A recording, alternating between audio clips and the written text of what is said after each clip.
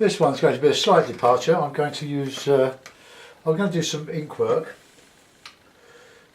and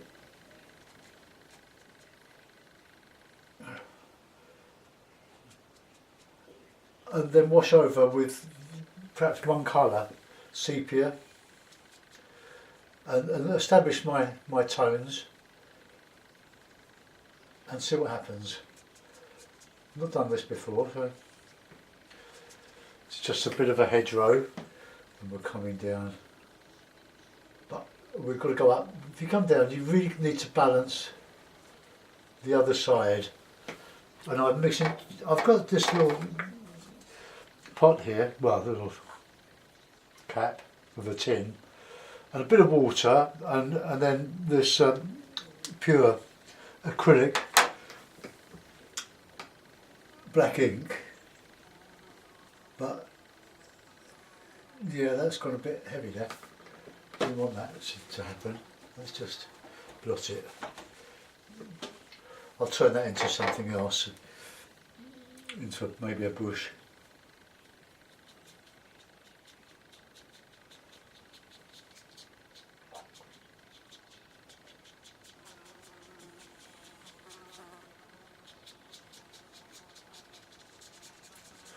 I'll put some fence posts in this as well, I think,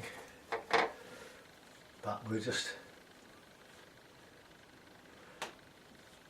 got some trees and bits of that in this hedgerow.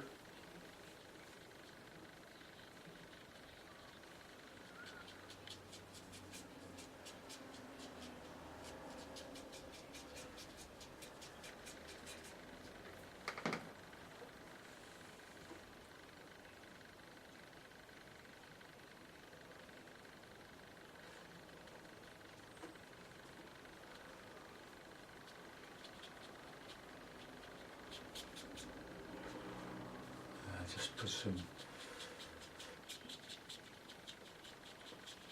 interest on the tree.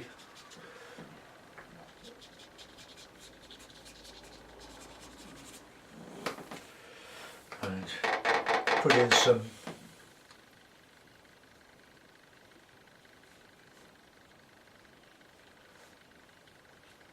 it's going to take a while, so bear with me.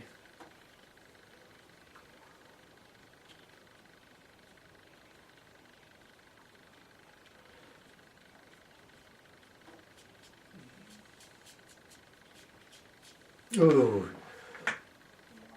that is the danger. I'll have to turn it into a bigger tree here.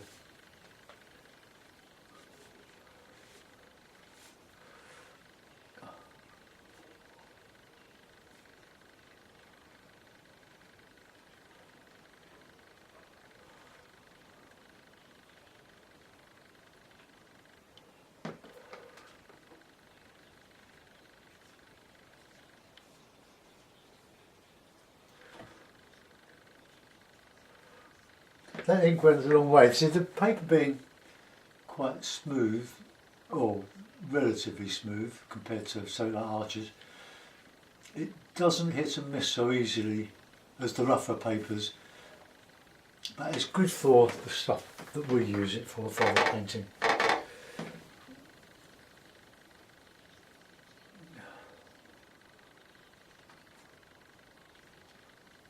Just get some, put some bit of ivy on there as well.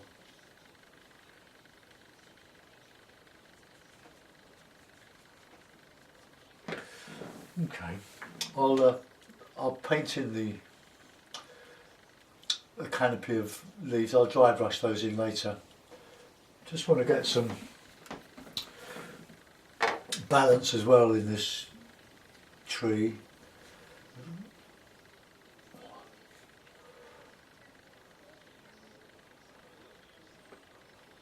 Alright, that'll do for that. And now I want to take most of the ink off of that brush and just didn't take enough of, did I? Okay, well, let's exploit it.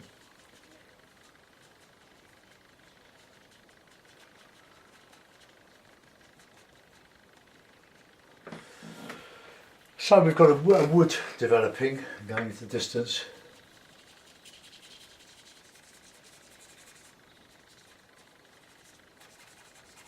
Just using the residue of the ink in there, on the ends of these branches and twigs.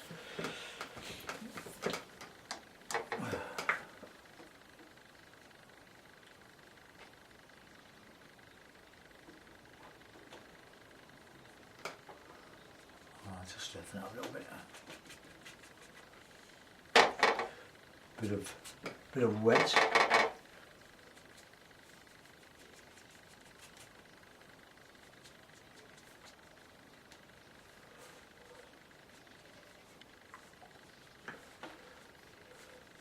Now I'll put a path going into what I hope will be a 5-bar gate.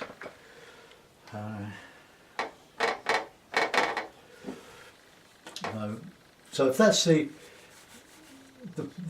centre of interest here, we'll just play that up a little bit.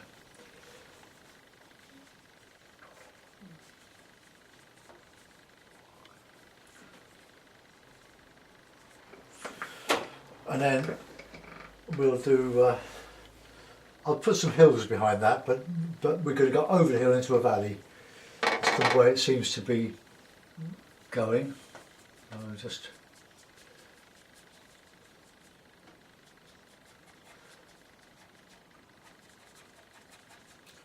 I'll make the other side more pronounced than the left, or bigger trees maybe.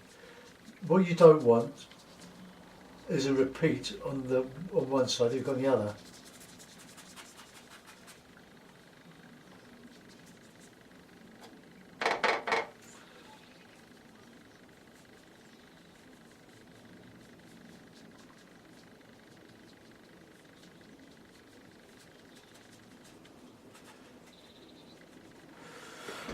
Right.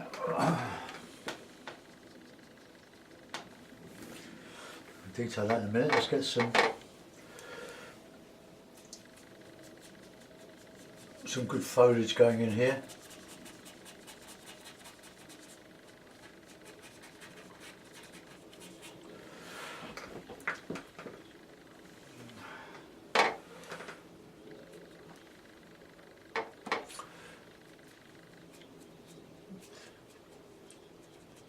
So this is a lovely way of producing art because of the contrast between the black and the white, and also the tone studies.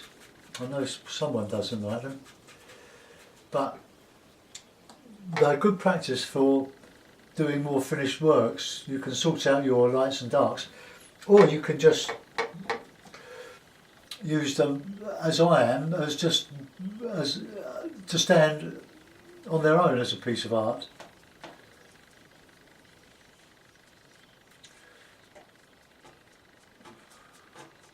Drop that side in, and then we'll put in some bigger trees here.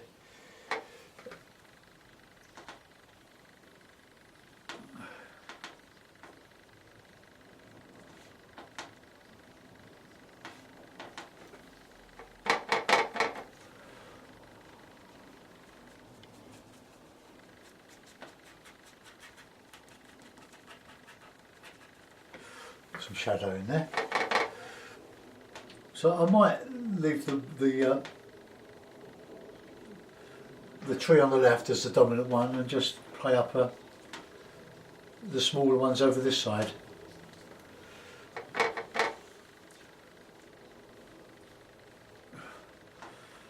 But I'll say again that most of the stuff I do is not a copy of anything. It might be based on something, but I let the paintings lead a life of their own to a certain extent, and when this one I'm just making up as I go along. I'm just improvising.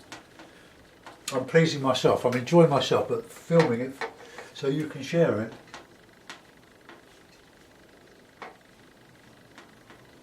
Oh, all these little twiggy trees.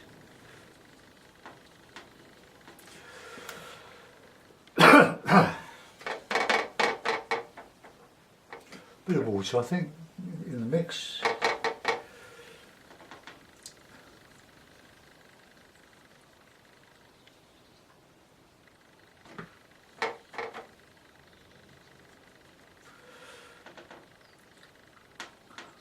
A great exponent of this was Ebel Besson.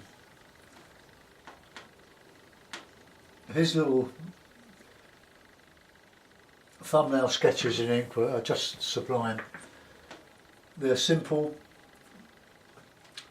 in other words, uncomplicated. It looks like I'm putting the kitchen sink on this in this, but I'm not really. I'm just twigging. A lot of twigs. And we can just put some rogue or some lovely branches going all over the place. And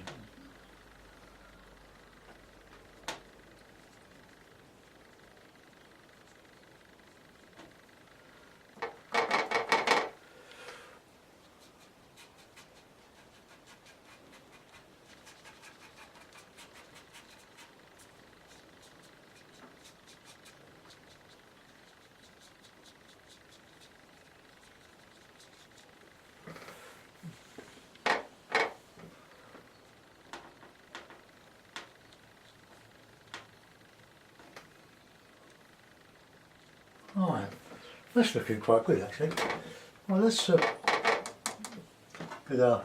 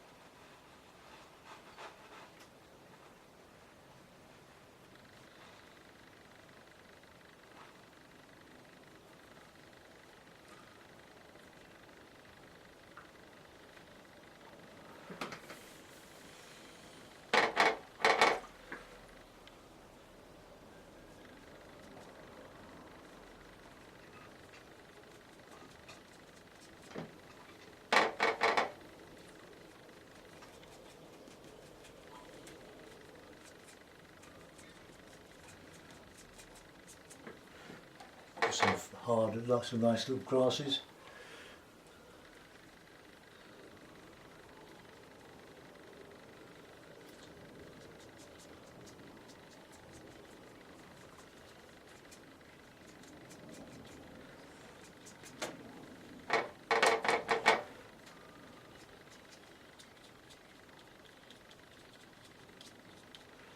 You could overdo this, but I'm using every bit of the brush.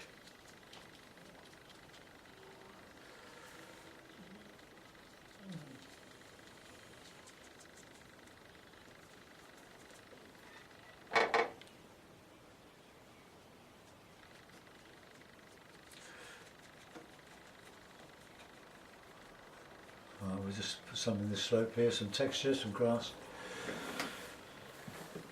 Right, okay, that's lost and found. Right, I think there's just a bit sparse around this, so I just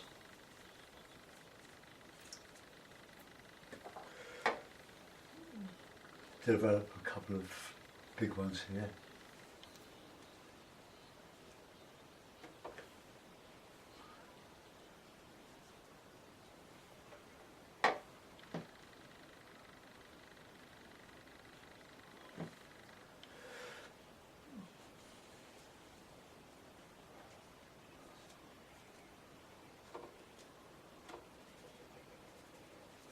Right, okay, let's clean my brush.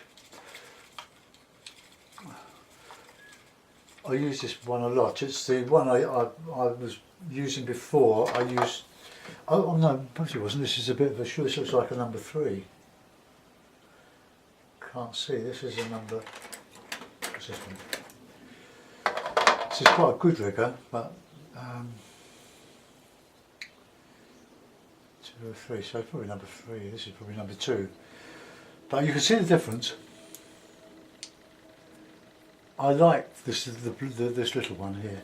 Right, okay, so I'll give that a dry, and then we'll get into the paint. So hold your ears, or take your headphones off now.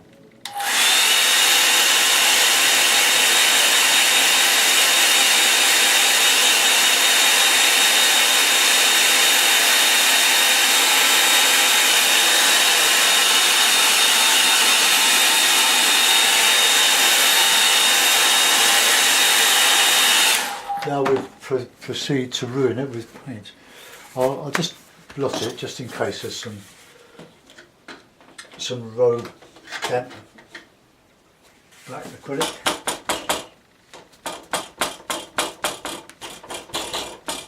Right, we'll assume that that is nice and dry. I'll just clean off my palette. This is the one I used for the painting this morning. I haven't got any clean water. I'm just using what was there. I change the water about every 2 paintings, and I've got a couple of litre pot and a litre pot.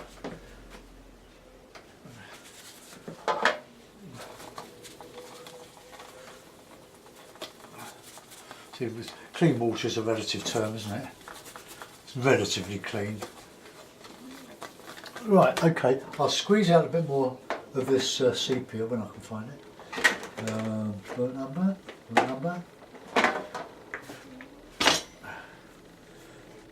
Sepia, what's that? But a little bullet number. Oh, here we are. Sepia. Winsor & Newton, Cotman, 21mm tube. Best way to buy it. Not artist quality, student quality. The paper is 15 by 11 inches, £130 weight Fabriano, which is we use mostly for wet in wet, but that seems to have come out alright, doesn't it? So nice chunk of wet paint. So I'll wet the paper all over.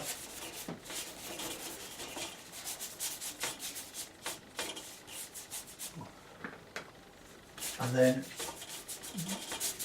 let it expand a little bit.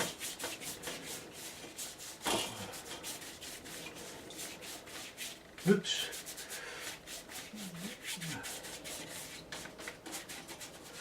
Just get it nice and covered.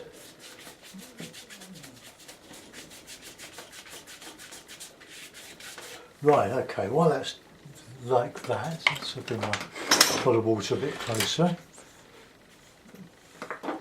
And a bit of sepia in there, a bit of warmer all over it. That's my first tone, and then while that is soaking up, I'll get a darker mix.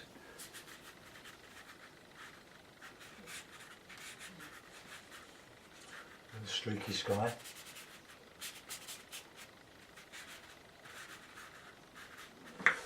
Right, we'll see what happens to that. And while that's going, we'll drop in some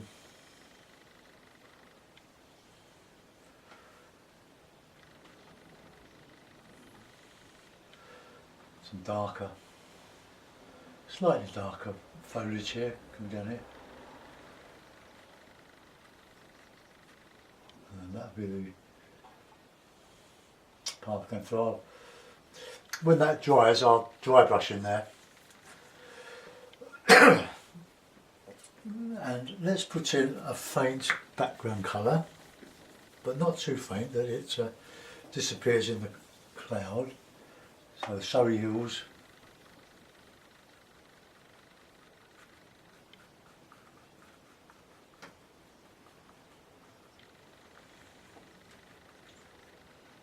Right, okay. Just put a little bit darker, I think.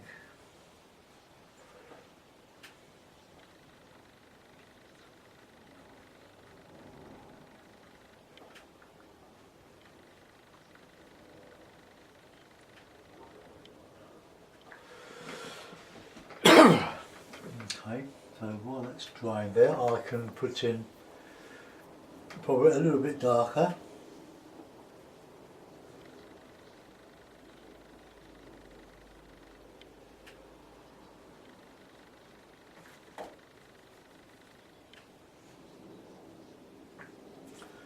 I need to take the moisture off. So I want to put in the twig canopies. Let's see what happens if it's yeah, a bit darker than that, I think.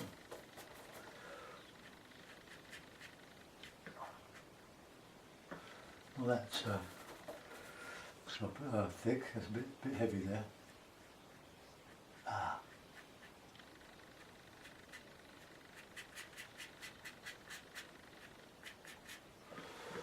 It's got in a bit heavy there.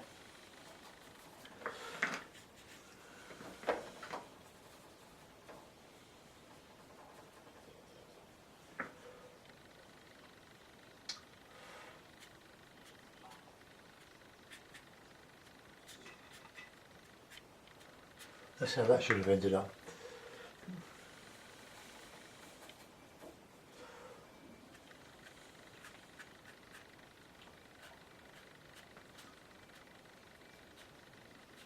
Oh, these hairs, not happy with this particular egg.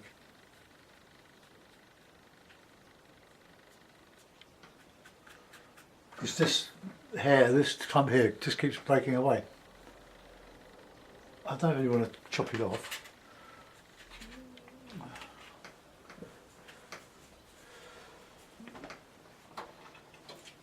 Right, well, no, let's just put in some darker here.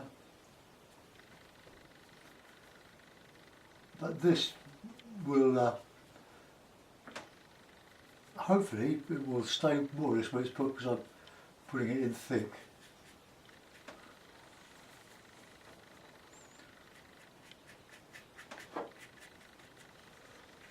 There's a shadow in there.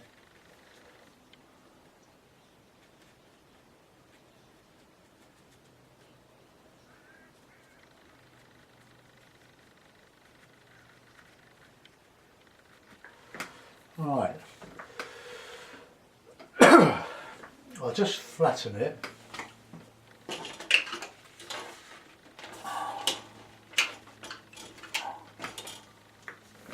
I don't think this is going to look so good in the blue mounts. It might look alright in the ivory mount. So just texturing a bit.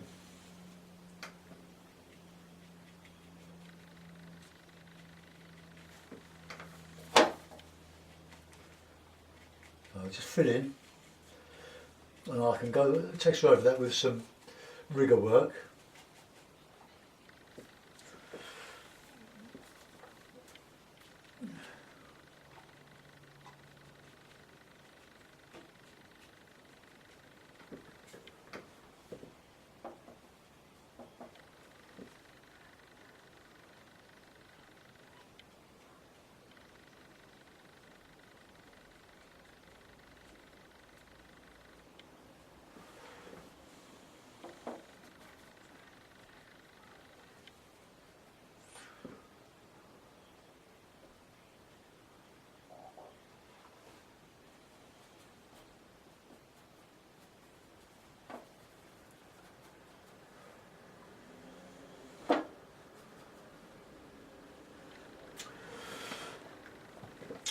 I'm going to put some twigs in there with the rigger.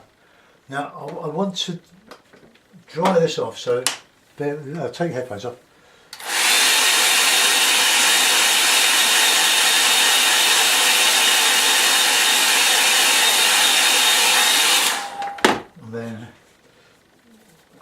good bit of dry brush here.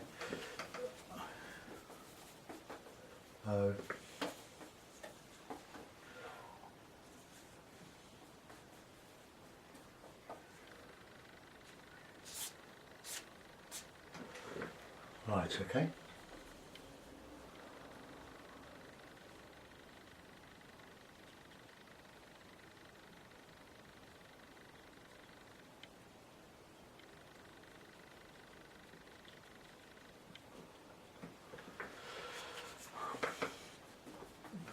Right, let's just get some shadow behind that, some foliage there.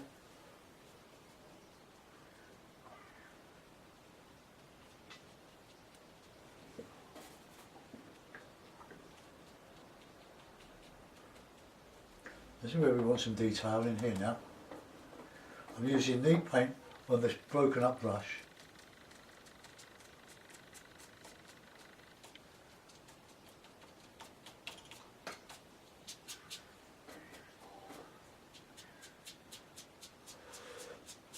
I'm going to draw some lines of grass.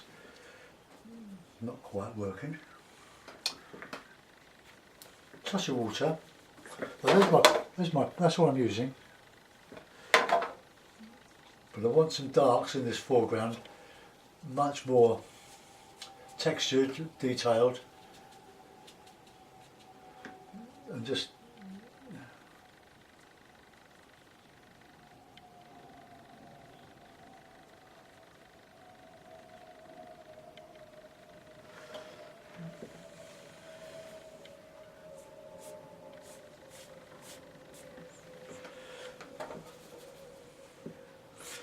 right. That's enough of the hake. Let's go in with the riggers now.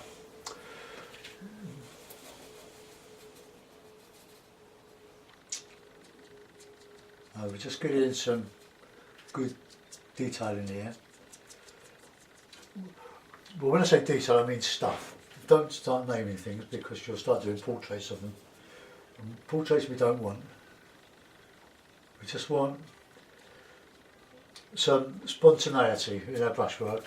Make it look as if it just happened rather than we actually planned it. So we're getting our detail in here now, good and thick.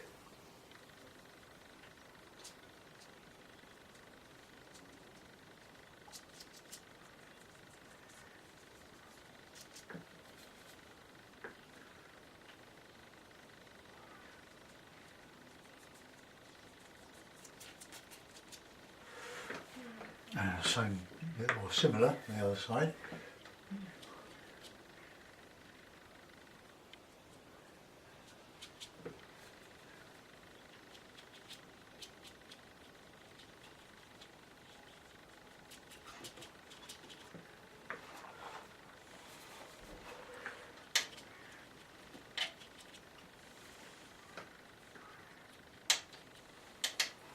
Like that.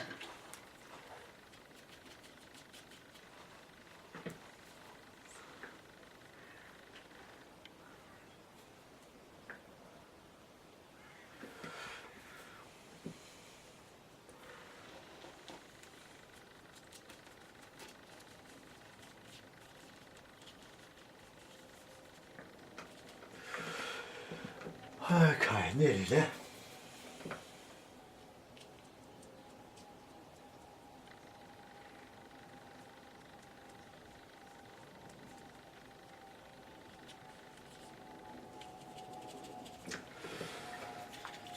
Right, I'll use the thinner rigger.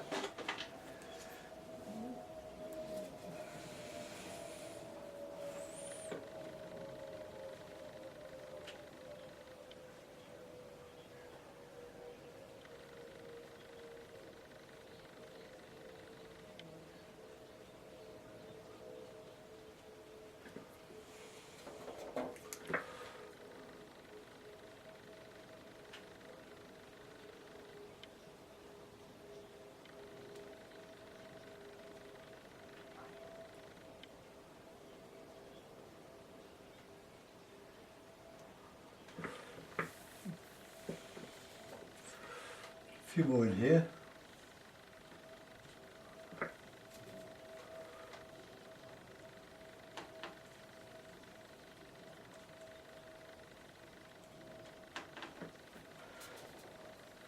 some, no detail in the background, just some paints now in the background.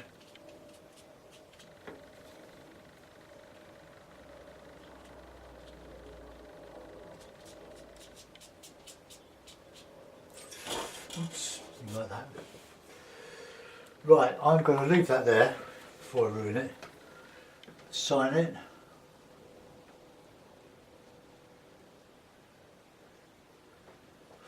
And I reckon we could afford a little bird or two or three. So,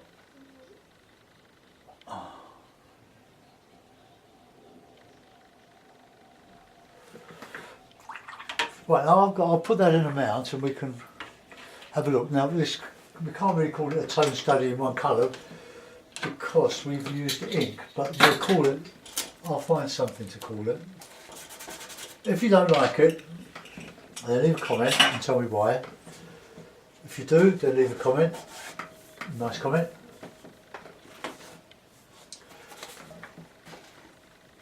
And if there's anything you want to know, to leave a comment as well. Right, there we go.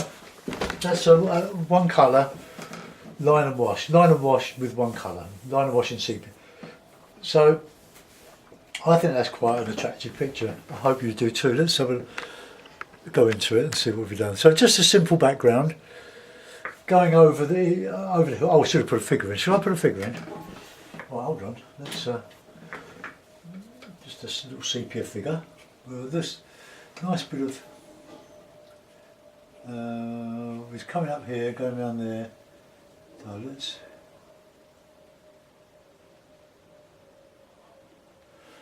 let's darken it up a little bit.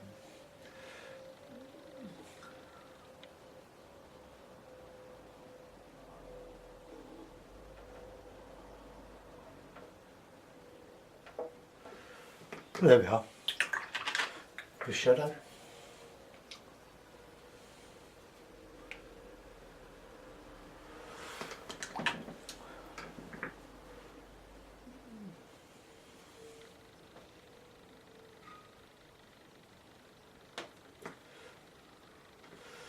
Right, that'll do. No more. Leave it alone. Okay, well there's our little figure. He's a bit spindly, a bit thin, but anyway. Now let's go to this area here to see what we've done with that tree. I'll move the camera around a bit. Alright, let's go back to that.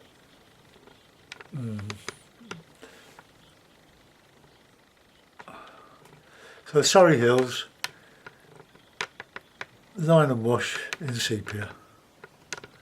And the foreground, I've used the almost straight out of the tube to give my darkest tone, and I've gone up, as I've got towards the middle distance, I've lightened the tone, and my lightest tones are in the background and in the sky. The sky is very, very simple. It doesn't detract, I don't think, from the rest of the picture, it just is there, being quiet in the background. So I like my trees, 5-bar gate just about shows. So get your ink out, get your acrylics out, spend a fortune on it and practice. Thanks for watching, bye bye.